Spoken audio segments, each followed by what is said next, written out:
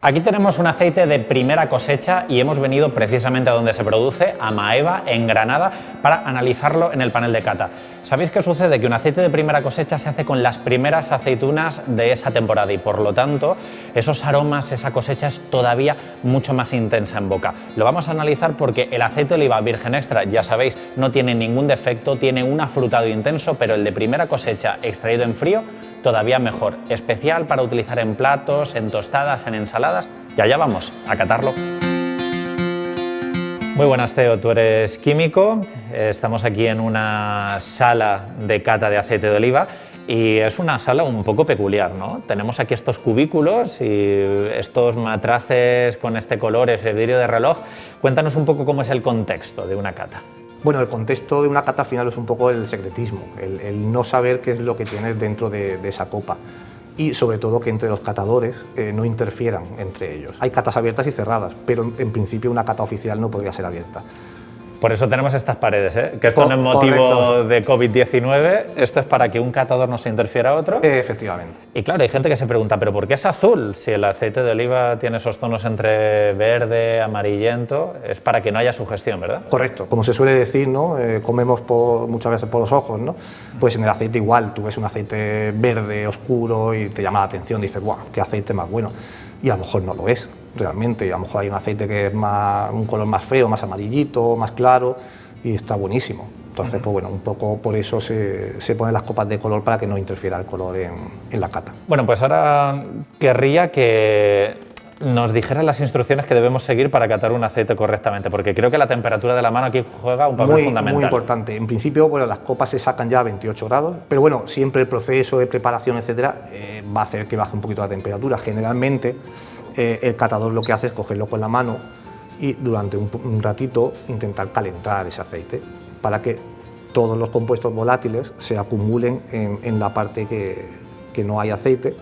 En esta parte alta que vemos por aquí. Correcto, ahí se acumularían todos esos compuestos volátiles. Para eso está el vidrio de reloj, para tapar y atraparlos. Para tapar y atrapar todo lo que se pueda. Y una vez que se considera que puede estar ya la temperatura de 28 grados, habría que olerlo. Sería el primer proceso. Cuando se destapa, deja salir todos los compuestos aromáticos, volátiles. ¿Qué atributos percibiríamos ahí? Por ejemplo, en una hoja de cata, ahora mismo si estuviéramos rellenando una hoja de cata, ¿qué podríamos anotar? Bueno, están los atributos positivos, que sería el frutado, el amargo y el picante, y luego hay atributos negativos. Es llamativo, ¿no? Como algunas personas ven como un atributo positivo el picante o incluso el amargo, ¿no? Parece que el único atributo positivo que tiene el aceite de oliva es el afrutado, porque es quizás el más perceptible por todo el mundo. Es el principal, al final, el que se basa la gente, ¿no? Yo creo, vamos, y nosotros también, incluso los propios catadores que también somos consumidores, nos pasa lo mismo, nos gusta un frutado alto y luego pues hay gente que le gusta más que pique más, que amargue más, pero... De hecho, para que el virgen extra sea considerado virgen extra necesita una nota mínima en el frutado, una percepción al menos notable. Correcto. Y luego, si nos vamos a los defectos, el virgen extra tiene que estar completamente carente de estos... Efectivamente, no puede tener ningún defecto. ¿Y qué tipos de defectos suele haber en una cata? Bueno, pues hay muchos, desde el moho o la humedad, el atrojado o borras, el avinado, son los principales. Generalmente aquí en España se suelen encontrar esos principales. Que lo que nos dan pistas es que ha habido algún fallo, ya sí, sea... generalmente si la aceituna está muy húmeda o al molerla se ha acumulado aceituna, a lo mejor en el patio, pues te puede dar un poquito de moho o de atrojado en esos casos. Avinado depende también muchas veces de la variedad, de la maduración. Cuando ya la fruta está sobremadura, te suele dar el avinado, ese avinado, claro. Ahí hay un mayor crecimiento a lo mejor de una aparición de ácidos, ¿no? Que son indeseables en un aceite. O si hay un crecimiento pues, fúngico, lo vamos a percibir. Todo defecto viene por una fermentación que ha ocurrido o de una manera o de otra. Por eso es tan importante conservar también el aceite a una temperatura fresca y que ese proceso y esa extracción en frío que es tan importante y de la que se habla tanto se haya ejercido de buena manera. Ahora vamos a aprender, Teo, te voy a proponer que nos expliques un poco las diferentes cualidades de las aceitunas, de los aceites monovarietales, porque yo creo que la gente escucha picual, hojiblanca, no es capaz de distinguirlo. ¿Nos podrías contar un poquito? Sí, por supuesto. Lo vamos a hacer un poco en orden de recolección de la aceituna, que el primero sería la arbequina. Esta arbequina se suele empezar a recolectar en octubre, mediados, finales de octubre. Es una aceitunita muy pequeñita, muy verde, y sus características organolépticas son curiosas porque recuerdan mucho a la fruta, al plátano, a la manzana, a la pera, y suele tener un leve picor, no amarga prácticamente nada, suele ser un aceite muy comercial, que a la gente le suele gustar por eso, por ese tipo de amargo, sí, y tiene un frutado muy agradable. Los primeros de recolección son aceites muy verdes, con un frutado a fruta verde, a esa fruta que te gusta, ¿no? Que no a la madura. Digamos que también es el que más se asocia, como has dicho, que es el momento de recolección, sobre todo en octubre, es el que más se asocia a las primeras cosechas, a las primeras recolecciones. Correcto. De modo que si cogemos un aceite de extracción temprana, ¿no? De recolección temprana, hay muchas posibilidades que sea arbequina. Efectivamente, sí. Es la primera que se recolecta. También hay picual y hojiblanca, pero generalmente no ha llegado a su maduración. Está verde, pero no llega a tener esas cualidades para ser recogida. Vale, ¿qué vendría a continuación? Después vendría la hojiblanca. Este es un aceite que se empieza también a recolectar a mediados de octubre, más bien finales, ¿vale?, de octubre, y suelen ser aceites muy verdes, suelen tener un frutado herbáceo, a la hierba recién cortada. Aceites que tienen un picor medio, algunos intenso, y un amargor medio, pero lo que más se nota es el picor de esa hojiblanca, ¿vale? Suelen ser aceites fuertes, entonces es verdad que son menos comerciales, pero el frutado es muy potente, suele ser un frutado muy potente en las hojiblancas.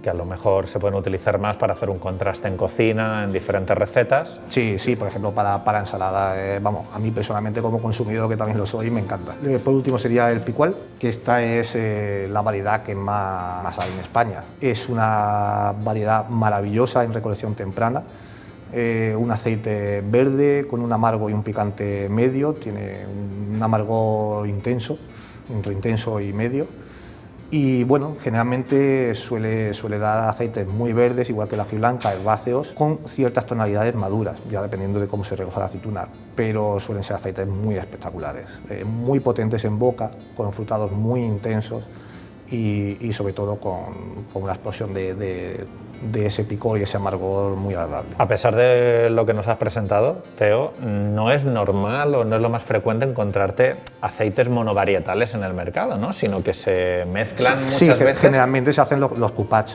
que nos sirven un poco para eso, para equilibrar ese amargor y ese picor que generalmente al consumidor no le gusta tanto. Claro, se equilibran, por un lado, en ese mismo momento los atributos, y luego también sucederá que estamos muy acostumbrados a productos muy homogéneos, muy estándar, y también imagino que os será pues muy recurrido para que a lo largo del año las modificaciones que van teniendo también las aceitunas poder equilibrarlas, ¿no? A ver, también es un tema de estabilidad. Por ejemplo, la arbequina es un aceite que es menos estable en el tiempo, entonces se suele estropear mucho antes, un aceite que dura poco tiempo, a no ser que lo conserve en frío, en un frigorífico, etc. La hojiblanca y el picual, sobre todo el picual, son los más estables, ¿no? Van también por orden de estabilidad. Entonces, esos coupage nos ayudan también a tener una estabilidad en ese aceite y que el aceite te dure un año sin problema, ¿no? Bien conservado. Vale, pues perfecto. ¿Qué te parece ahora si los catamos y a ver si conseguimos percibir esos atributos que nos contabas? Perfecto, estupendo.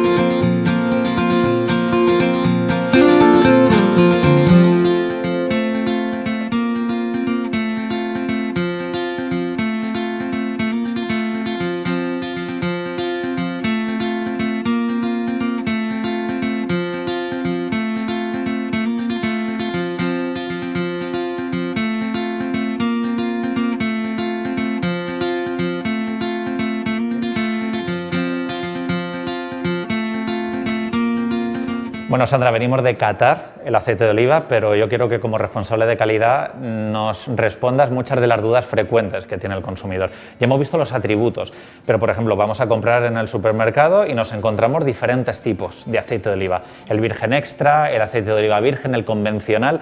¿Qué diferencias, además de las organolépticas, qué diferencias físico-químicas encontramos en general en estos tipos de aceites? En una almazara nosotros obtenemos aceites de oliva vírgenes y aceites de lampantes.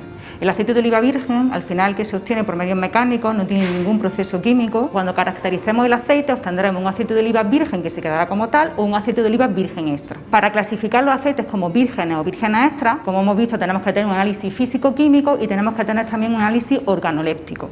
El virgen extra, cuando nosotros lo catamos, en cata no se observa ningún tipo de defecto. En cambio, en los aceites de oliva vírgenes sí se permite tener un pequeño defecto. ¿Qué pasa con los aceites de oliva lampantes? Los aceites de oliva lampantes son aceites que cuando salen de la almazara, que también se producen por medios mecánicos, tienen unos parámetros físico-químicos muy elevados, el olor y el sabor es relativamente desagradable, es un aceite de oliva fuerte que sabe al gusto y al olor sabe mal, y esos aceites de oliva lampantes no son aptos para ser consumidos directamente. Lo que hacemos es mandarlo a la refinería.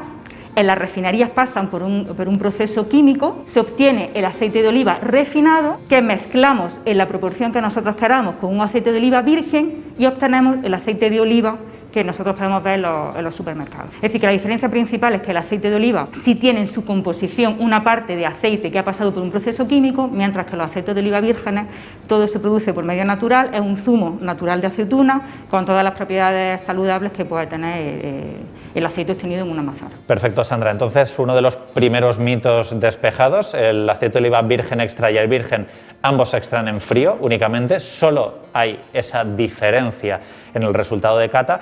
Y luego estaría el aceite de oliva convencional, que ese sí que necesita disolventes químicos, una extracción química para poder hacerlo consumible. Luego también hay una duda muy frecuente, Sandra, es sobre la extracción en frío, los métodos mecánicos. Es decir, el virgen extra y el virgen, ambos tienen que ser por métodos mecánicos únicamente, ¿no? Sí. Eso quiere decir que no utilizamos disolventes. Ningún tipo de químico ni nada, totalmente proceso mecánico. Eso es, y ahora se habla mucho de la extracción en frío, ¿no? Que imagino que será pues unas condiciones óptimas para hacer la extracción mecánica, ¿no? ¿Cómo es esa extracción en frío? Porque el concepto de extracción en frío, cuando nosotros cogemos la aceituna, que mucha gente yo creo que no lo sabe, pero la aceituna se envoltura, se machaca, por entenderlo de alguna manera, con el hueso, con la piel y todo. Y luego se hace como una pasta. Al final en esa masa lo que tenemos es hay agua que nunca está en contacto con esa masa, que siempre está recubriendo dentro de la máquina donde se produce. Ese agua tú la calientas o la enfrías para que esa masa de aceituna se caliente o se enfríe a su vez. Si tú estás por debajo de los 27 grados, podemos poner en etiquetado que estamos haciendo extracción en frío.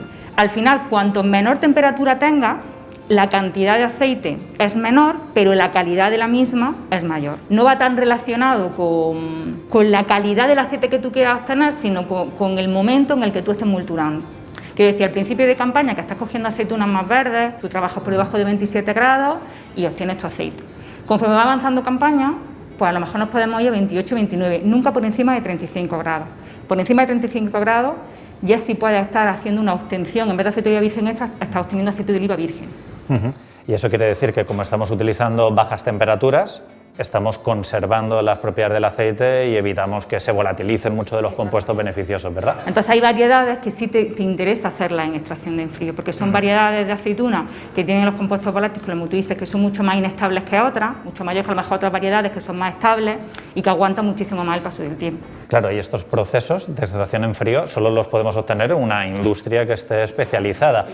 Aquí tenemos ya otro mensaje que rompe con otro de los mitos del aceite, ¿no? Que parece que cuanto más artesanal mejor, y no, si tú haces una extracción, un molturado de estos tradicionales, vas a perder mucho, va a entrar en contacto el oxígeno, se va a oxidar ese aceite y la temperatura aumentará perdiendo calidad de producto. Al final es muy importante tener parametrizado en todo momento ese control de temperatura. Seguramente en una almazara muchísimo más tradicional le es mucho más complicado controlar este tipo de cuestiones, simplemente porque bueno, la máquina siempre hace un poquito más que un humano en muchas ocasiones, ¿no?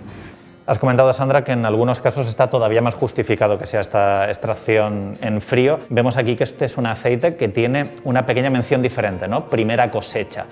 ¿Qué es un aceite de primera cosecha? ¿Qué diferencia tiene esa aceituna? El aceite de primera cosecha procede de aceitunas tempranas. Las primeras recolecciones que nosotros estamos haciendo en los olivares, en este caso, son aceitunas más verdes, tienen aromas muy intensos, el frutado muy intenso, depende también de la variedad, pero en general son aceites con frutado muy intenso, muy agradable al paladar, muy agradable al olor. Yo he escuchado siempre que algunos de estos aceites, por lo general hay que consumirlos rápido, porque en ocasiones tienen partículas que pueden estar en suspensión, que incluso tienen un porcentaje acuoso alto. Lo que tú comentas serían aceites sin filtrar, que en ese caso sí. Sí es importante consumirlo antes porque al final tiene, por lo que tú comentas, tiene muchas más partículas de agua que un aceite que no esté filtrado, tiene también mucho más pozos que se decantarían abajo. La materia orgánica. La materia orgánica, efectivamente, que se quedaría de la extracción. En este caso no, este es un aceite 100% filtrado. Con lo cual sería más o menos similar a un virgen extra, solo que en un momento diferente de la aceituna. Aquí es posible que estemos percibiendo esos atributos con mucha más intensidad, más exactamente, con mucha más intensidad que a lo mejor en otro tipo de perfil, en otro tipo de formato, que se ven de una manera un poquito más equilibrada, más suave. Y en este caso concreto, ¿qué aceituna se está utilizando en este primera? Este es un cupaje quiere decir que es una mezcla de distintas variedades de aceituna. En este caso tiene arbequino, ojiblanco y una cantidad de picual, una pequeña cantidad de picual. ¿Están mezcladas? Sí. Es como cuando vemos que se ha mezclado una garnacha y tempranillo, y que es una mezcla de uvas, también hay mezclas de olivas. Al final, esto no es una receta, es decir, no un ingrediente, una receta estándar. Al final esto es, como comentábamos antes, un zumo natural de aceituna. Cada campaña viene de una manera distinta, con sus particularidades, obviamente, como comentábamos, que cada variedad las tiene, pero no deja de ser un fruto. Entonces cada campaña puede variar un poquito y tú juegas con esos cupajes para ir estableciendo lo que nosotros llamamos los perfiles de aceite. Vamos, que te he puesto un ejemplo de vino como si las aceitunas tuvieran sus características al igual que la uva, pero podríamos estar hablando igualmente de cosechas, ¿no? Que una cosecha del año 2020 no tiene por qué ser igual. No tiene nada que ver. Te digo, las características específicas de cada variedad se mantienen, pero luego una cosecha a otra varía muchísimo. El clima obviamente es fundamental, el suelo, el cómo se haya comportado un olivo de una campaña a otra, al final yo digo, es un fruto. De hecho, fíjate, aquí nos estamos asomando y nos pone campaña 2020-2021, que podríamos estar hablando de... Cuando nos vamos a una primera cosecha es distinto. Primera cosecha, el primer aceite que tú recoges, que solamente se vende en un momento determinado de inicio de campaña y que en el mes de junio no lo vas a encontrar en tienda. Y tú quieres que se note, que se note esa intensidad, de modo que esto se va a comercializar durante unos meses al año nada más. Exactamente, solamente inicio de campaña y después ya desaparece del lineal. Bueno, pues con todo esto que me ha dicho un poco Sandra, yo también saco la conclusión de que quizás en España no tenemos mucha cultura de aceite de oliva, quizás tenemos otras preparaciones como puede ser el vino, como puede ser incluso las bebidas alcohólicas, que pueden tener algo más de apreciación, que la gente está dispuesta, incluso en su consumo habitual, a gastarse 8 o 12 euros en una simple copa, pero luego percibimos como que es caro un aceite de oliva de 5 y 6 euros, que verdaderamente sería un embotellado algo especial. Creo que hay otros sectores que sí que están haciendo este acercamiento de la cultura de su producto. Por ejemplo, hace 5 o 6 años en España no teníamos cultura de la cerveza y ya vemos que la gente está dispuesta a pagar un poquito más por una IPA, por una tostada, y quizás nos falta llevar esta modalidad, un poco más de cultura de producto al aceite de oliva. No sé, que dentro de poco en la restauración nos encontremos en una mesa de un restaurante 2 botellitas de aceite de oliva, que nos puedan explicar las personas que nos atienden en mesa la diferencia que hay entre un picual y un hojiblanca, y que incluso pudiéramos atender a catas o recetas que tengan pequeñas variedades por este aceite de oliva.